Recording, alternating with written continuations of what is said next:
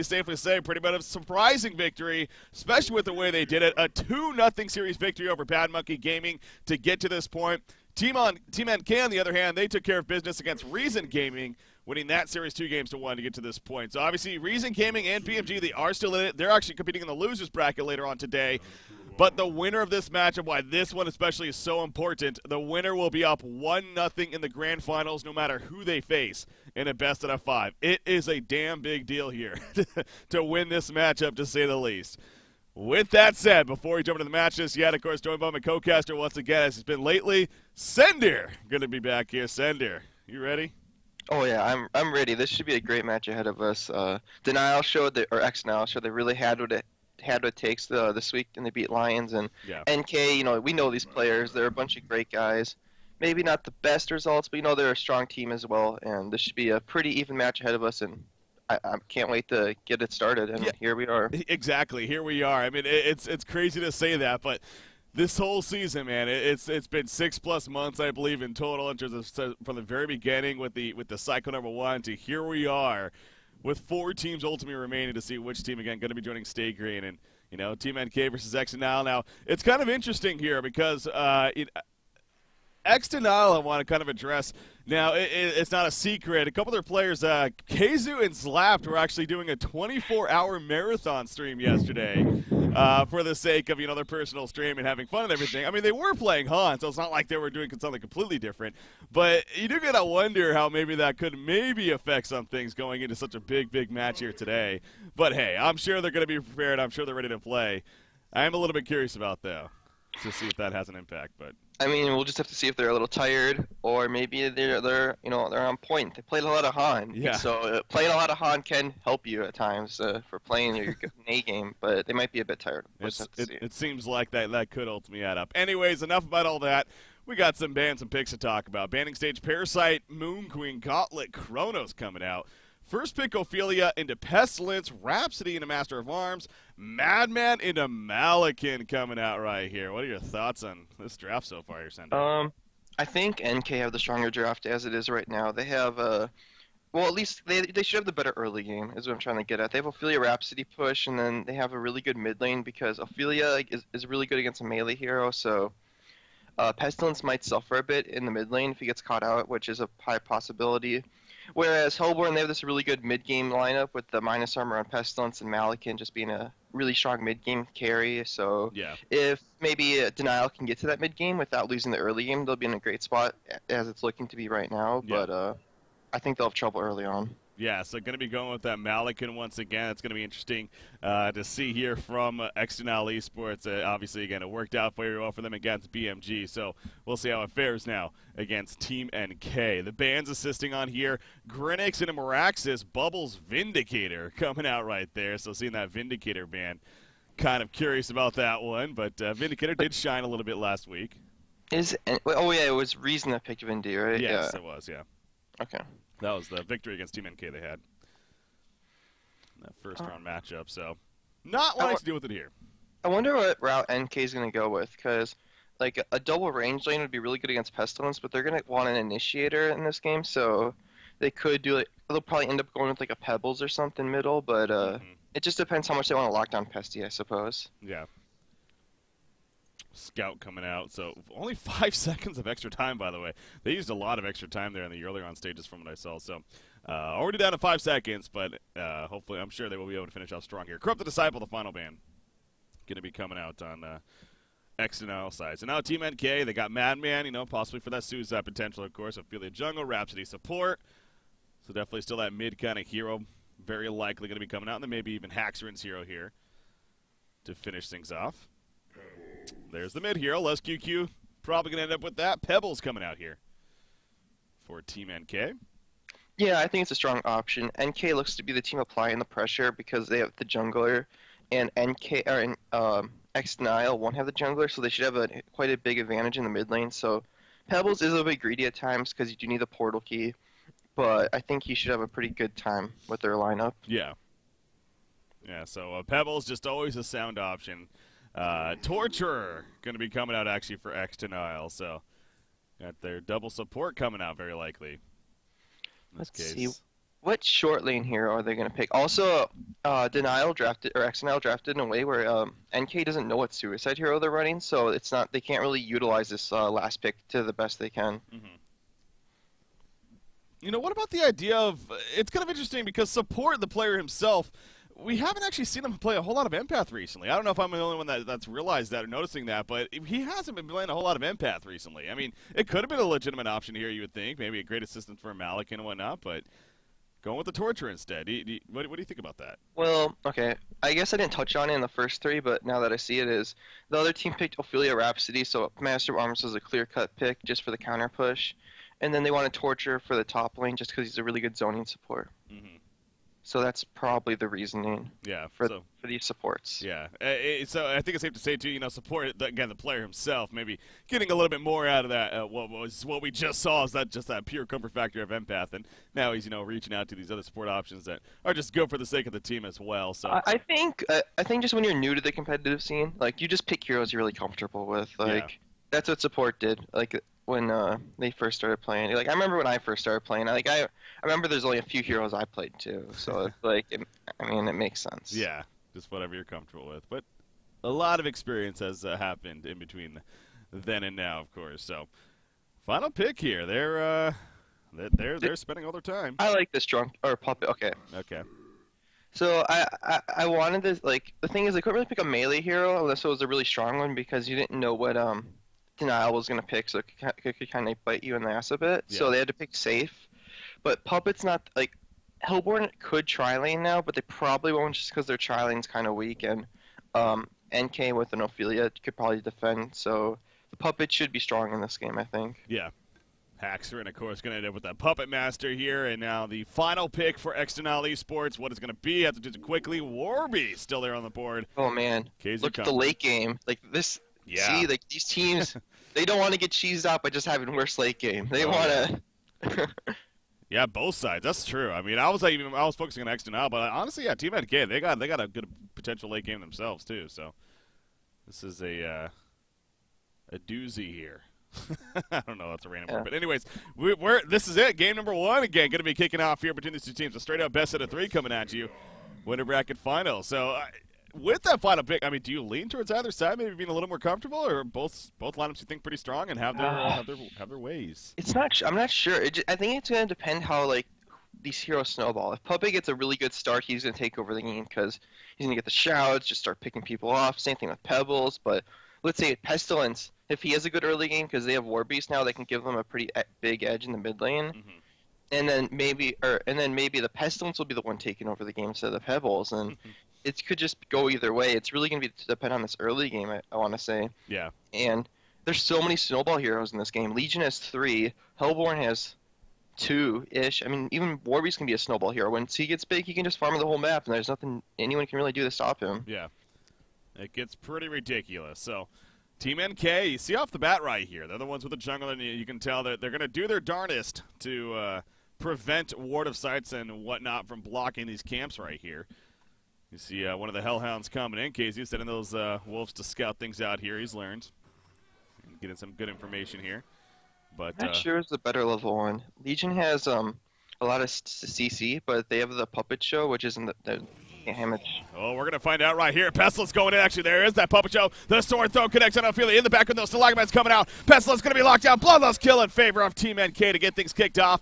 And I don't see anything else happening other than that. It looks like the Hellborn team, they are going to fall back knowing that they're outnumbered now. So, yeah, a little bit indecisive maybe who would have the level 1 advantage. But, hey, Team NK, they come out on top in the end. I think it's actually because Hellborn. Oh, no. It's going to be fine. They don't know. Well, Pebbles doesn't have mana. And I don't think he has minor totems either, which is going to set him back. But I think he bought them because he got assist gold. Mm-hmm. But the thing is, Hellborn doesn't really have a good initiating stun. And Master of Arms is even skilled to slow. So, yeah, it's kind of... it doesn't really matter, though. I mean, what, a First Blood, I guess it matters a little bit, but it's not the biggest deal in the world. It's not going to be game decisive. I mean, we talked about that, I think, on Thursday it even was. We happened to have that situation where he got blasted very, very early on before the horn blew. And it's like, yeah, I mean, it's fun to have more of a mental state than anything, if that. But in the end, it's not like, oh, they're going to win now just simply because of that. So Does have his advantages, sure, though. Puppet Master, by the way, is the one that got the Bloodlust kill here at the bottom lane. So his start going to be excelled that much more now. I mean, he basically got a free Ring of the Teacher. So, not game-breaking, but it'll help him a bit. Anyways, so you're looking at these lanes. Setting really up as expected, perhaps. Yeah. Hellborn did a good job, though. They have 2 camps blocked, I think, and Tanka might have counter-warded 1, or maybe they just didn't ward there. I think he counter-warded 1 camp, though. Yeah, you see that camp should be spawning at that 2-minute mark.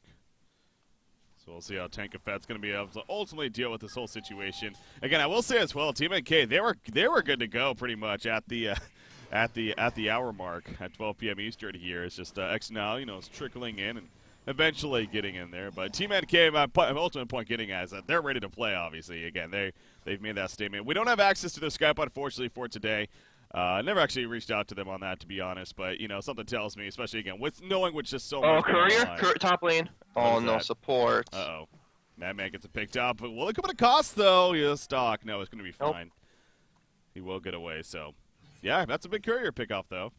Yeah, just something to notice, support pull the double stack, and I think that's just because it's harder for Madman to steal the last hits that way. But because the creeps will die faster to the neutrals, or the neutrals will die faster to his own creep wave. Yeah. But what that did is they lost portal lane control, and now Madman's going to get a lot of free reign in this top lane. Yeah. And now with the Courier kill, it's going to be a big hindrance for help the ex-dnL team as well. Well, you see, well, we have one of the supports maybe eventually going back. Well, I'm sure eventually, but it's a matter of when they'll be able to pick up that Courier. But yeah, Pestilence right here. He's got about 400 gold saved up at this time. Is he pulling easy camp? He is. Wow. What interesting. I didn't even know you could 100% accomplish that, but he's able to pull that off. And so what do you think this will pull off? I mean, is this actually a big deal, or? It's just like an extra 100 gold to him. Yeah. It's not so it's more for his farming in the end. If he was stacking it, or wait, you can do this. Okay. Oh. Okay. Yeah. Okay, so I guess 2 camps is pretty large. I didn't actually know you could. Huh. Support next level right here. Yeah, no, we never see a yellow camp being pulled, so that is a little different. I mean, obviously that's what the Hellborn can only do. I thought you mechanically couldn't pull the small camp, but I guess that was didn't think you could either, just because simply we never see it. But apparently you can. We saw it with our own eyes. I just thought you couldn't. Maybe they changed it. Maybe I was just ignorant. Anyways, it's pretty good for him. He gained like 200 gold, 300 gold, a bunch of experience. Yeah. However, it's good for Madman too because none of the creep. Are we in trouble? No. They don't have dust or anything, so. They have a counter ward. Yeah. But the thing is, Madman gets 3 waves under his tower now, so he doesn't really care. But obviously, Tort doesn't mind because he doesn't mind free gold. So. Yeah. That's always nice, too. You do see he's going to stack this. Oh, look at that. Triple Catman stack right there off to the side. So chances of that pretty damn low of happening for a triple stack, but it is what happened. The HoN gods throwing that out right there. How's this middle matchup taking place? Pebbles versus Pestilence, really. Pebbles 21-7. Oh, top lane, are they diving? It looks like they are. Madman's going to kind of hug the tower the best that he can, and until they aggro the tower, they're going to be fine. I think they're just denying him from getting free, like all the last hits for free. Yeah. Like they're making him work for him. Yeah. Just toying with him a little bit and keeping him on his toes, if anything. So Keizu, or Exhibit, excuse me, doing just that. But back to the middle lane though. 23-7 Pebbles, 24-7 now against Pestilence, who's 16-3. So it seems like Pebbles is having the better time here. Yeah, it's a little surprising just because Warcry, you think it would even out the base damage that Pebbles has on Pestilence. True. But Rhapsody is a slightly stronger support in the mid lane, like than a Master of Arms. You can harass a lot better. Yeah. In the end, Pebbles having the better time, but you see Torture coming over. Yeah. This is a really awkward timing, though. Yeah. Well, we're going to see initiation right here. Stalagmite's coming out. Not the most out initiation, though. They're going to fall back before too much else comes in. However, chain reactions will hit. Impale stun going to connect as well. Pebbles dropping pretty quickly. Pestilence is very low himself, though. Torture cannot finish him off. The bottom charge is just too strong right there. And you could tell, Ophelia cuts off Torture in the end. It ends up working out for Team NK when it's all said and done. So, yeah, maybe a little bit awkward timing. But you can also see that NK, they weren't fully initiating because they almost saw Torture at the last second, it seemed like, and they fell back because of that. Well, the reason why it was awkward is just because there's a huge creep wave pushing into Hellborn's tower. So The only reason NK got caught is just because they thought they had him in a bad position, which I guess maybe they were baiting it. But you know, it worked out for NK because Tanko was able to rotate over, and they were just too tanky. I mean, that's just the case where Rhapsody's a huge impact. Like, the Disco Inferno probably healed him for like 50 HP or so. Oh, Hackshirt's going for a kill at the bottom lane. I don't think this is working as planned. Maybe. Oh, yes, he is going to get the kill in the end, but now the Hellhounds. They're 3. They could actually kill him. It's going to be close. It's going to be close. He's going to chase with them. How much time do they have remaining on them, too, is a question, but he is going to chase them down, and no, he is going to be fine. Top lane, though. Yeah, Madman finds a free kill. I mean, see, this Tor pick's just not working out for them because you can't really zone a Madman. A hero, you want kind of like a single target hero, like a Blitz, a Prophet, a Glacius, Andro. It's just Tort can't really do much to him in this lane, and now with that DD rune, he just has such a good early start. And Madman's one of those heroes that once he gets high level and the support's low level, you can kind of just kill him if you get caught like that. Yeah. Yeah, I've always loved the idea of Madman just simply because of his skill set. Like, he's one of those carry kind of potential heroes. Maybe that's even why it helps amplify him in that suicide role. But his barrel roll and stock damage output, it's actually pretty damn effective in the earlier stages especially. So, as you're kind of pointing out right there, you know, those under-level supports, as long as he gets a decent start, he could definitely pick up some kills in those situations. And he's at, what, 240 GPM? Like, that's so good for your long lane in a 1v2 situation. Like, he's doing so good, that's going to make a big difference. Look at the gold experience lead. It's mostly just, I mean, they do have a jungler versus no jungle, and if you compare a level 3 hero to a level 7 hero, but then you also have a level 5 suicide to a level 7 Madman, so denial, they really need to slow down the game or get a lot of kills really shortly, because at this rate, they're getting, or NK snowballing quite hard. Yeah. 7.5 minutes in it, and leading the way, of course, is that Puppet Master. 415 gold per minute right now.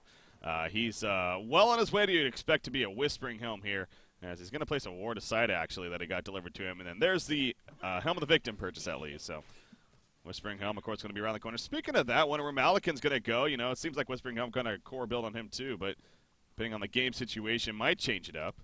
Did Keizu get kicked out of the bottom lane? Because if he did, that's really big. Like, he's not going to be getting any farm. He's just sitting middle. Oh, man, this is not good. Ophelia's rotating mid. It's spotted, though. What do you think of him going level 3 Hellhounds, by the way? I mean, isn't it usually I like it. Yeah. The Hellhounds is, like, better for you, where Battlecry is better for the team, but especially with the nerf to Battlecry, like, it makes more sense now to level Hounds over Battlecry. Plus, you don't really need that much of it. You don't need 44 damage in the mid lane. 22 is pretty good as it is. Fair enough. And, yeah, you see, though, Warbeast is just chilling here. It's like wants to set up a gank, but, you know, he can definitely get a gank successfully. I mean, with that ulti form, running at haste speed and doing some good damage, he could definitely be a good assistance, but it ain't happening. So a lot of time wasted. Bottom lane in the meantime, free tower push for Puppet Master and Ophelia. In fact, they just let it get killed in favor of the team right there. And they're still going to keep going. Warbeast's going to send in some minions. Those are going to realize pretty quickly those are all fake, but the real one's still off to the side. And actually, Master of Arms is running over as well. He's level 4 currently. And so I assume they're going to try their best to defend this. Probably should be able to in the end, but Puppet Master just going to keep pushing in the meantime. I think Denial or ex-dnL should bring in defense. They should bring every hero they have, initiate, and just hit some hero kills. NK's only 3 here right now. They should capitalize on this. Yeah. Because they need to make something happen. Because if the game goes at this rate, they're just going to get further and further behind. Because I think every hero on NK is snowballing at this point. You see Ophelia kind of looking for some angles I think up here. Dead. Support at the top lane. I was looking at slapped right there, Master. I was like, I'm 35, but no. Support plane. Torturer. Yep. Master of Arm, or excuse me, Madman finds him. And as you pointed out again, we saw earlier, free kill for him. He's 4-level advantage and taking advantage right there onto him. Now here comes that bottom push. So again, are they going to outright defend this? It doesn't look like it. I mean, Goo's down, but they're kind of just keeping their distance. Okay, ports are going to be coming in right. Everyone's going to be joining the party. Will they be able to catch anybody? Nice port back right there. Puppet Master should be fine. I don't think they're going to have enough damage. As, yeah, he will be ported back. So a good decision coming out from Team NK. Will there still be deaths, though? Ophelia might be in trouble. Rhapsody with those staccato stuns. No, they're going to get caught. Ophelia's in trouble big time. Yeah. Oh, she's almost still alive. Pebbles coming in at the last second. They clean up on a Warbeast. Down goes Ophelia, but it's a 1-for-1. Puppet Master coming back in. Big Impale Sun. It ain't going to matter, though. Down falls Malikan right there. And now Pestilence, he's going to be on the run. So Team NK definitely working in their advantage. Great teamwork. Beautiful block with the Catman champion right there. And the barrel roll assistance to help finish off Pestilence. it all came together for Team NK. They did lose Ophelia and Rhapsody, but no doubt well in their favor overall. Yeah, I like that ex-dnL put up a defense, but I think they just did it totally wrong. They should have done it a minute ago when NK was split up and they only had 3 heroes down there, and then they should have initiated before teleports were in. Like, Pesty should have TP'd to the back tower, and then he comes in and flanks them, and it would have gone so much bottom lane though. No, he's in fact holding his own ground and doing some damage to Torture, but yeah, he is going to fall back here. They ain't able to do so though, but they are able to deny the tower. Even Mal can TP down there. I guess maybe he's going to do Ancients, but he can't. His ulti's on cooldown, and like he's just falling off. Like he's still farming good through 50, but his whole team is suffering, and he kind of needs to be like this one-man carry of this game, I want to say. Yeah, not the best decision making right there, definitely. Coming out from Flens, Maestro poured in. He's going to try to set up a gank in the middle lane, but no, the sword throw just out of range. They were going for Pebbles, but he was too far away, as Xibbe was on his toes right there. Or excuse me, Let's QQ. Xibbe now has an Energizer. It's pretty strong. Like, you're the Suicide Madman. You have a 12-minute Energizer. So he's doing good. He's finding another Torture kill. Yep. Torture's like, guys, I pop Impale Man. What more can I do here? I mean, easy chase from Madman, and in the end, another kill. That's the 3rd time he's killed Torture. So all 3 of his own kills have been actually on Torture. So finding some free food there. And Courier kill? Courier kill maybe, but Pestlets, more importantly even, going to be picked off in the middle lane. But yes, the Courier kill is successful as well. And Master of Arms is now stuck between a rock and a hard place. He is going to fall back in the end, but this is going to be a mid-tower push. I mean, you can just tell, man. Team NK. MOE's dead, by the way. Full force here. Is he? Oh, yeah, Madman on top. Maybe not. Or not. Yeah, he's going to be fine. If he dodged a stun, it would have been a kill. Bottom lane, though? Yep, Warbeast is dead. Back to the middle. Sword throw in. No, he's not going to port with it. He does have ulti form. Possession is ready, but not going to go in at least just yet.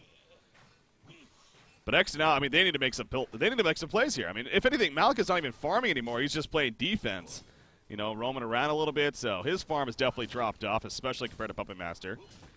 Yeah, Flensmeister realizes that his team is suffering so much that he just has to get involved, but he's just not finding anything with it, so he's not really snowballing. He's picking up some gold here and there, but not enough. He's going to fall back to base right there and kind of regen, but again, while this time is definitely continuing on, you see Haxerin. He's already working towards that Assassin Shroud on top of the Whispering Helm. That, of course, he picked up initially. Portal Key just purchased by Les QQ as well with the Pebbles, and he went plenty of build-up. Power Supply bottle, Steam Boots on top of that, so he is good to go as far as his initiation is concerned. Torch getting caught again. Yeah, maybe. Madman's kind of here, but in comes Pebbles, jumping onto Malika, and they finish off Torch in the meantime. Malika going to be chopped. He goes down. Double tap coming out. No, maybe not, but anyways, double tap for the team. And that will be the end of that. Middle tower easily going to be pushed in. I think ex-dnL is just dying that timer now. I mean, yeah, I mean they can't even concede yet. I assume they know it's over. Like, there's so much farm on NK and they're diving the base. Yeah, this is when you know you're just in a horrendous spot. Pre-15 minutes, you're getting dove into your base. They get the kill, and then he ports out before anything happens to him. I mean, that's just a perfect sign right there, if any. It's like, this game is not working for us. It's like, the thing is, denial don't even have to concede because NK are minutes away from just winning the game. Because they have Ophelia, Rhapsody with a Pebbles portal key. Like, they can go high ground after they just heal up and buy items. Like, the Pebbles tossback is so strong when you're pushing base with it, big of an advantage they have in this game. Yeah. It's, you know, here we are, the winter bracket finals. This is the last thing we maybe expected, but Team NK, it's a mix for me. I mean, Team NK, they're playing on the ball. And we know that this team with this skill cap and everything, I mean, this is a team when they're on the ball. It is beautiful to watch. I mean, we've been able to jump into their Skypes every now and then. It's fun to listen to their teamwork. Clearly, they are a fan of that and the communication, everything. I'm sure all the top teams are, but they're just having a good time. I think Haxerin pointed that out when we interviewed him last. He just made the point. It's like, we're just having a good time in the end. That's what really matters. And it's showing. Team NK just making a very, very dominating statement here. I think it just comes down to the draft a bit. The ex-dnL picked a little greedy in a lot of cases. They picked a Suicide Warbeast versus a Puppet Master Ophelia, and he died. And then he had to leave the lane early. And then Hellborn had like a kind of a bad lane to match up against the Madman, and then support misplayed a bit and died to Madman. So then they just they're losing both side lanes. They're already supposed to lose mid, but mid didn't do too bad, and at that point, when you're dying to a jungler lineup, there's really not much you can do. It's just like Yeah. you're gonna lose. It's just a matter of when. Just a matter of that time. So again, here we are, 16 minutes. Obviously, as you pointed out, even too, it's ex-dnL's like they're just gonna stay in there, and maybe hope for that those couple of pickoffs here. Maybe Malikan gets that big farm, and he is level 11 now, so his possession that much stronger with his ultimate. But the Portokion Pestilence also gonna be a big pickup as always. 1,600 gold saved up on Probusk here. So Probusk, by the way, coming off no deaths in the BMG matchup. Remember that, and 3 deaths so far today. Top lane, Rhapsody. She was kind of pushed up by herself. Insania feeling a little confident there. Oh my god, he's still alive. Oh my god, he's still alive. Oh my god, he lived! What the hell just happened? Dance floor, and then he had really. I mean, the thing is, play degrees are so good. It's just, I don't know, they don't get picked up that much because people really like +10 strength from Steam Booth, but Yeah. like the armor is so big. Like that armor, and then the fact that the dance floor just kept him alive for so long. Yeah. Especially when you have an Ophelia on your teammate, too. Obviously very good for assisting with those minions and whatnot, but oh my god. I mean, I am just still in shock. I mean, yeah, you give reason to it right there, but wow. I mean, again, how many more pieces of evidence do you need here that Team NK is just dominating here in game number 1 in the winter bracket final? So they're going to push to the top lane easily. Pebble's already with that Soul's Bulwark. That's going to be accomplished. While that was going on, I mean, Puppet Master, by the way, he picked up a kill in the middle lane with that Assassin Shroud. And he wants more, but I'm a bit surprised they haven't conceded at this point. Like, it is always good to never concede and play it out till it's actually over, but like if you just look at the levels, like you have a level 6 MOA to a level 11 Ophelia, level 10 other support, like it's you're suffering so hard and it's pretty clear to see. yeah. But they don't want to give up, and that's to them, and that's up. That's they want to play it out. Obviously they can. Well, we talk about that conversation, every now and then. When we do get a result like this, it seems like more so than not, that conversation, it tends to be more of a, like, at a mismatch of two teams. Where one team's, they're just clearly mismatched from the beginning, and then, it's just, why bang your head against the wall, maybe move on. But, I mean, this is this is the winter bracket finals of one of the more important tournaments that we've had in a long, long time, with so much being on the line. 2 evenly matched teams in Team NK and ex-dnL that definitely have some positive results as of recently. So it's kind of an interesting or different view to look at it, I guess, is what I'm getting at. Where if you're ex-dnL here, it's, I don't know. To me, I feel like they're just banging their heads against the wall, though. I just feel like they're maybe just continuing on with the frustration rather than just moving on to game number 2 and being done with it. Because Team NK is not a team that's going to let up anytime soon, at least from what it looks like. And, make these mistakes that you're going to absolutely need to have happen. Well, it could happen, and like there's the 1% chance that NK loses this game. Yeah. And if dnL, like, they're okay with that, they're like, you know what, we can take this game a little longer. We're okay with suffering. It's not going to impact us into our further games. It's not going to make us play worse. And Well, they're trying, but no. All 5 going up there, and Rhapsody just runs away before they can catch her. he might have been spotted. No, okay. Ophelia was, though. Ophelia's going to get caught. Will they have the follow-up for the kill? Malikan's charging in. He uses possession even. They just absolutely making sure that they get that kill. And they get the minions as well, so a decent pick-off there. Anyways, I guess, okay, so NK, they're really far ahead. I would like to see them close this one out soon, though. Maybe they're waiting for Shrunken Head on Puppet Master before they do anything, because they are getting further and further ahead as the game drags out, that's for sure. Yeah. But you don't want to give dnL any space to get kind of back into it, even though it would be kind of hard at this big an advantage. Yeah. Mid lane, though? Yeah, Pebbles, I mean, they get pickoffs one by one. No, not really, though. Pebbles going to be fine. Rhapsody's here to support, and that is more than enough to keep him alive. While that's happening, I mean, Mama was just pushing the bottom lane. So it's kind of interesting to see what Team NK, or dnL's doing here, even ex-dnL. Yes, they got that gank on Ophelia. They were trying to be aggressive on Pebbles, but they're all 5 grouping up to do that. So, while the Team NK is spreading out and farming, so their gold's even getting higher in the advantage, experience as well. I think they just stacked to their dnL's or ex-dnL's ancients. They're going to take them and then farm their own. So that's a pretty good maneuver by them. They're going to get further and further ahead. The game plan at this point is just like, get Shrunken Head on Puppet, do Kongor, push base, I want to say. Like, Yeah. they don't really need to wait for anything else other than that. Obviously, you want to play it safe when you're in this big of a match and wait for all your core items and spend your gold, because you don't want to make any stupid mistakes. That's going to lose you the game. That's just, you want to play it safe, see the game out through properly. Yeah. Yeah, and it looks like, again, Team NK is doing exactly just that. The Shrunken Head purchased on Madman already, so this is your Suicide Madman. And I actually want to bring up this now about Madman as well. Maybe, hold on, we might have initiation. No, they poured a key away before they get caught. But, you know, chat's got actually a couple people in chat have brought this up, and I'm curious on your thought on it now. Beginning of the game, the laning phase, Torture was spending a lot of time doing those pulls and everything, rather than maybe trying to box out the Madman at the top lane. Do you think that could have had an impact in terms of how this game developed? I just don't think it's possible for a Torture to box out a Madman. Okay, so it's just too difficult to do, so Like, wide and waste, yeah. Impale's not even that good against melee heroes if the melee hero can get on the creep wave, and it's a Madman. Like, how are you going to get a Madman off the creep wave? He's just going to bounce around the trees, he's going to invis around, and Torch just can't zone out a Madman unless you're able to catch him outside the creep wave, and Zibby is really good at kiting in the trees and around the creeps, and the Impales just won't do damage. Yeah, fair enough. Port back by Warbeast right there, going back to the well before he gets caught at the bottom lane. He does have his Abyssal Skull, but again, we're talking about a nearly 22-minute game, which actually isn't too bad of timing for him. It Where's seems Abyssal? decent. Oh, Warbeast. Warbeast, Okay. yeah. 280 gold per minute, not too shabby, but obviously. So, let's see, what does NK do? Did it push top? Because, like, pushing top is obviously, like, the safest possible thing in the world you could do. You get the extra tower, get more map control, but, I mean, they're really far ahead. This is 1K gold experience a minute. That's pretty impressive, and, maybe they don't know they're this far ahead and they're just playing the game as they thought it should be played. Or maybe they're going to take it slower. Like, they don't even have to go for anything here. They can keep farming and farming and farming it for all they want to. Yeah.